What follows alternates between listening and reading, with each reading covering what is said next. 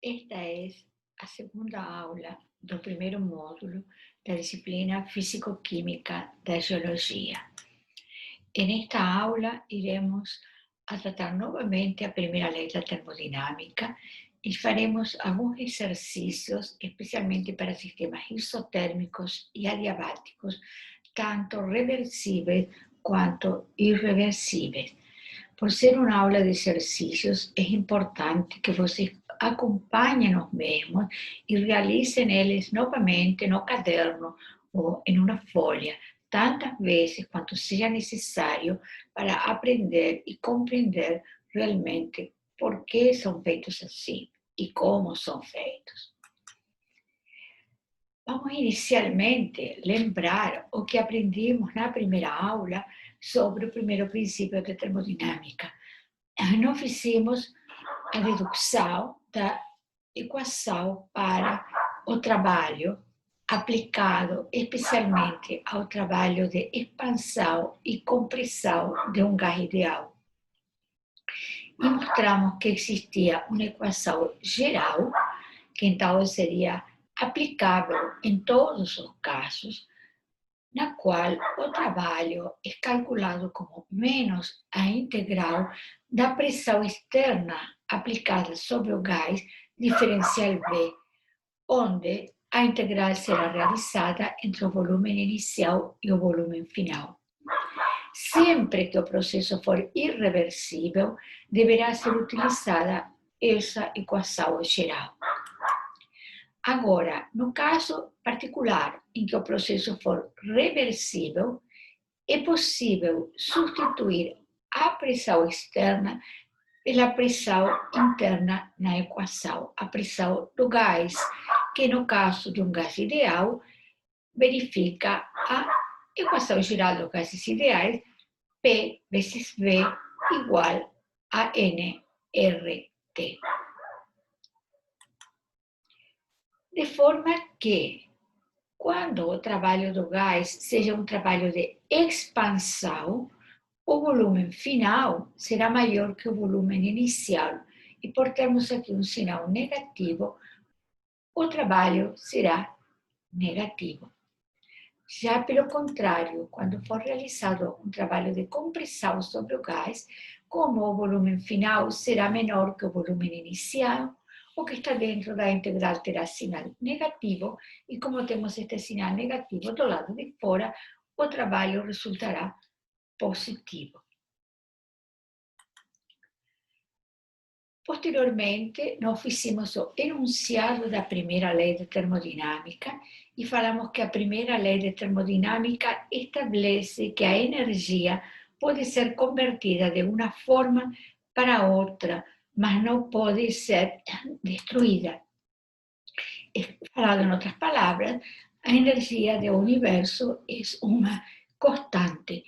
E então, poderíamos dizer que a primeira lei de termodinâmica é a lei da conservação da energia.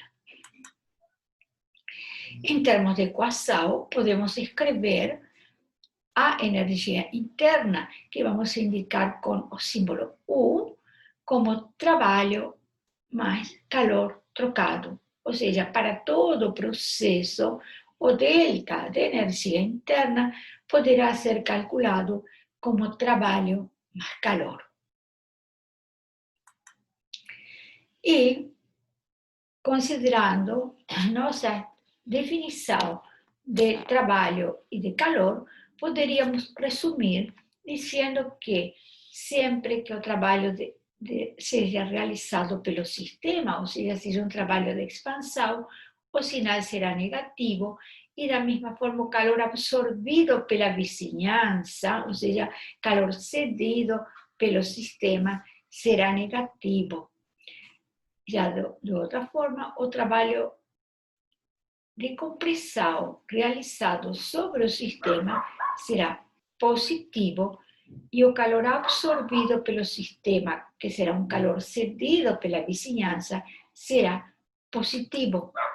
De forma que, nos dois primeiros casos, o sistema perde energia, e nos dois últimos casos, terceiro e quarto, o sistema ganha energia, com o qual estes sinais fazem bastante sentido para nós. Também definimos, além da energia interna indicada com a letra U, outra função chamada entalpia é indicada com a letra H. E por definição, a entalpia é energia interna mais Sol delta, pressão, volume.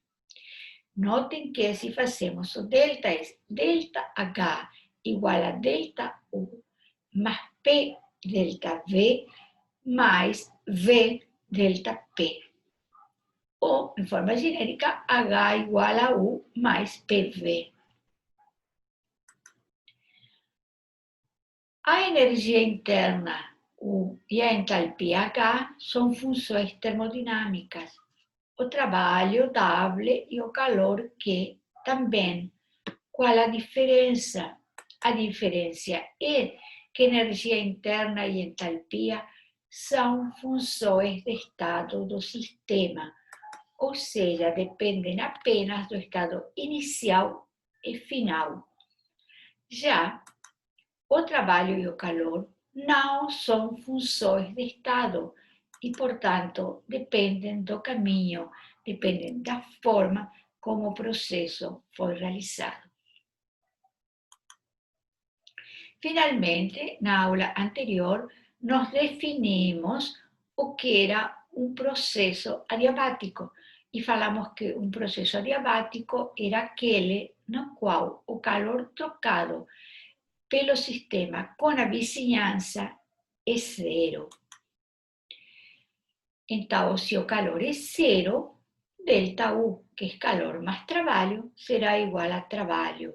Ou seja, em um processo adiabático, delta U e trabalho são iguais. Portanto, se o trabalho de expansão for negativo, como já explicamos, o delta U também será negativo. E como veremos, a temperatura do gás diminui. E, pelo contrário, se o trabalho for de compressão, será positivo, delta U irá aumentar, ser positivo, a temperatura do gás irá aumentar, já que delta U é NCV delta T, conforme foi deduzido na aula anterior.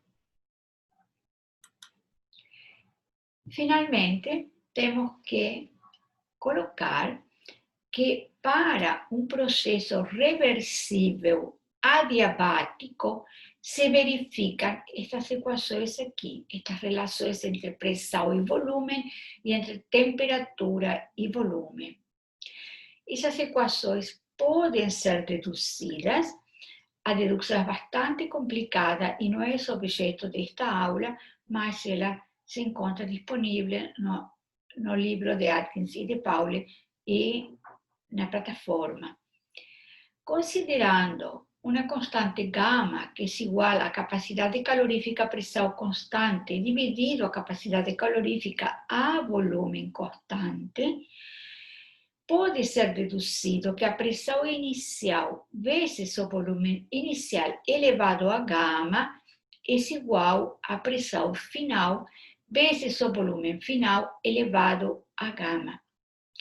E que a temperatura inicial dividida a temperatura final é o quociente volume final sobre volume inicial, tudo elevado a gama menos 1. Lembrando que para um gás monatômico ideal, a capacidade calorífica volume constante é 3 médios de R e a capacidade calorífica a pressão constante é 5 médios de R. Para um gás diatômico ideal, os valores são Cv 5 médios de R e Cp 7 médios de R. Por uma questão de simplicidade, na maioria de nossos exercícios, vamos supor um gás monatômico ideal e usaremos os valores 3 médios de R e 5 médios de R para Cv e Cp, respectivamente. Como já mencionei, então, essas equações foram deduzidas para um gás ideal, um processo adiabático reversível, e a explicação está, por exemplo, no livro de Atkins. Eu peço que vocês prestem atenção e não confundam estas equações com outras equações dos gases ideais. Por exemplo, não confundam esta equação com a equação para um gás ideal para um processo isotérmico e não confundam esta equação com a equação que corresponde a um gás ideal para um processo a pressão constante. Bem, a partir de aqui, nossa aula será a resolução de exercícios.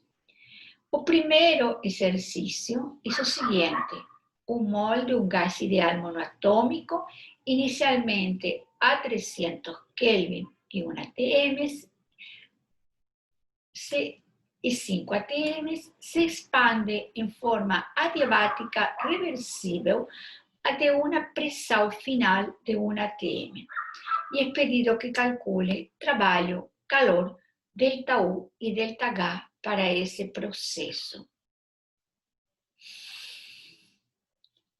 Vejam que este exercício, assim, lendo ele, parece com o exercício para um processo isotérmico que nós fizemos na primeira aula, mas não é um processo isotérmico, é um processo adiabático reversível. Em um processo isotérmico, o sistema evolui por cima da isoterma. E neste processo adiabático, como o gás está se expandindo entre 5 atm e 1 atm, o volume estará aumentando e a temperatura estará diminuindo. Graficamente, se poderia indicar desta forma, onde esta é a temperatura inicial e esta é a temperatura final.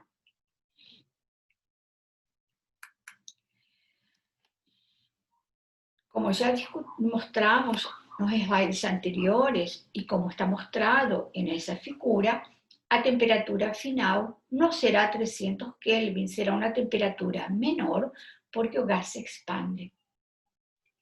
Como fazemos esse cálculo? Temos que lembrar que o trabalho será igual a ΔU, porque é um processo adiabático onde o calor é igual a zero. Então, nós teremos que calcular o trabalho. E a forma mais fácil de calcular o trabalho será calculando o ΔU. Esse ΔU poderá ser calculado, como já temos mostrado, através da equação ΔU igual a NCV ΔT. Isso significa que nós precisamos ter a temperatura inicial e a temperatura final. Vejam que neste exercício nós apenas temos o valor de temperatura inicial e os dois valores de pressão. Como podemos, então, fazer o cálculo das duas temperaturas, da temperatura final, para comparar com a temperatura inicial? Esse cálculo poderá ser feito usando a equação dos gases ideais e a equação que acabamos de mostrar, que tem as relações entre temperatura, pressão e volume para um processo adiabático. Então, o primeiro que vamos fazer é descobrir qual é o seu estado inicial. Além de ter 5 atm, 300 Kelvin, podemos calcular o volume inicial usando a equação dos gases ideais, certo? Volume igual a N, R, T, dividida a pressão. E calculamos um volume de 4,92 litros. Já temos caracterizado o estado inicial. Qual é o estado final? O único que sabemos, de momento, é a pressão. Não sabemos nem a temperatura, nem o volume. Podemos, então, usar a equação válida para um processo adiabático reversível, pressão inicial vezes volume inicial elevado a gama, igual ao processo final, vezes o volume final elevado a gama. Onde nós sabemos o valor de P inicial, V inicial e P final. E, claro, também sabemos o valor de gama, que é Cp dividido Cv. Substituindo nessa equação, temos que a pressão inicial é 5, o volume inicial 4,92, a pressão final 1. Podemos, então, passar este valor 1 para o lado esquerdo da equação e fica 5 dividido 1 vezes 4,92 elevado a gama igual ao volume final elevado a gama. Agora podemos elevar todo a 1 dividido gama, com o qual este gama vai cortar, este gama também vai cortar, e teremos 5 dividido 1 elevado a 1 dividido gama, vezes 4,92 volume final, onde 1 dividido gama, certo, será, substituindo pelos valores, 3 quintos, já que gama é 5 tercios. Porque gama é 5 tercios, porque Cp é 5 meios de R e Cv é 3 meios de R. Então, Cp dividido Cv, cortando os valores, fica 5 tercios e 1 sobre gama, 3 quintos. Feito isto, então, apenas temos que resolver esta equação. Colocando ela novamente,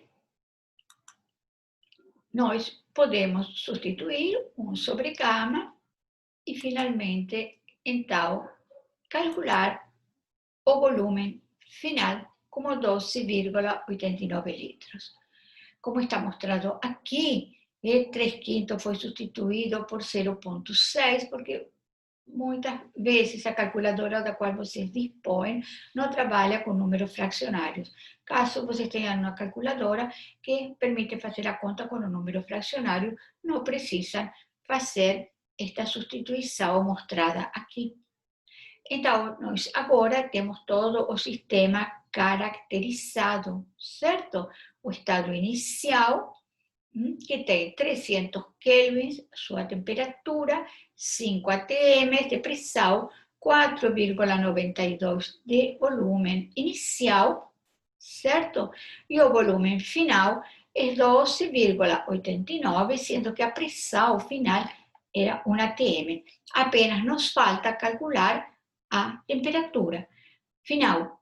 Como nós fazemos isso? Usando novamente a equação dos gases ideais.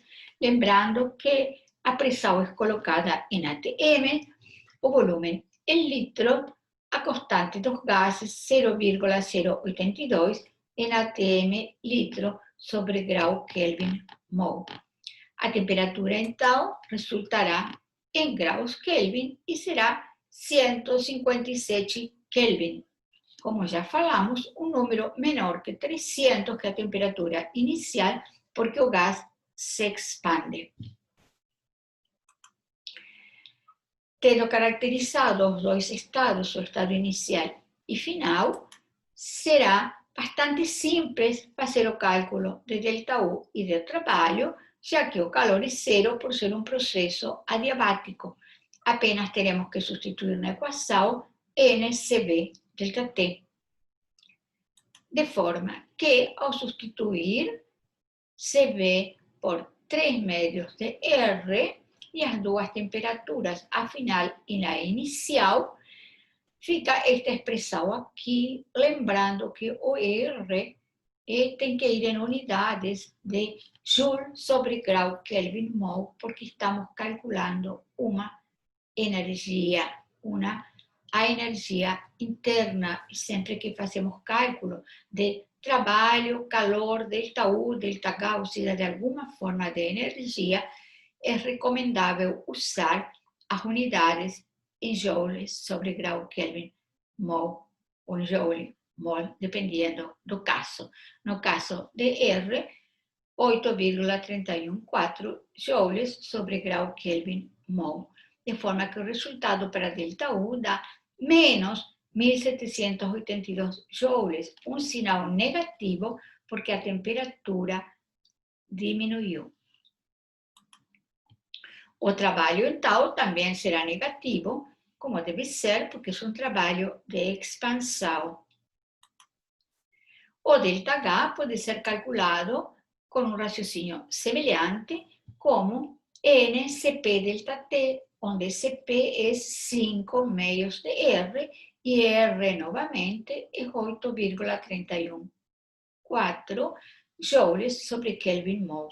O ΔH, obviamente, fica também negativo, e os dois ficam negativos, ΔU e ΔH, porque a mudança de temperatura é negativa, a temperatura diminui. Certo? E vejam também que em valor absoluto o ΔH sempre dá maior que o ΔU, porque CP é maior que CV. Bem, agora, então, vamos olhar o outro exemplo. Vamos lembrar o exemplo de gás que se expande em forma isotérmica reversível. Nós já estudamos isso, mas estamos fazendo isso de novo agora para nós poder comparar com o exemplo 1. Vejam que por ser um processo isotérmico, o estado de gás vai evoluir através da isoterma. Como já fizemos na aula anterior, o trabalho será calculado através da equação menos nRT logaritmo do volume final sobre o volume inicial. Lembrando que essa equação é apenas válida para um processo isotérmico reversível, seja de expansão ou de compressão.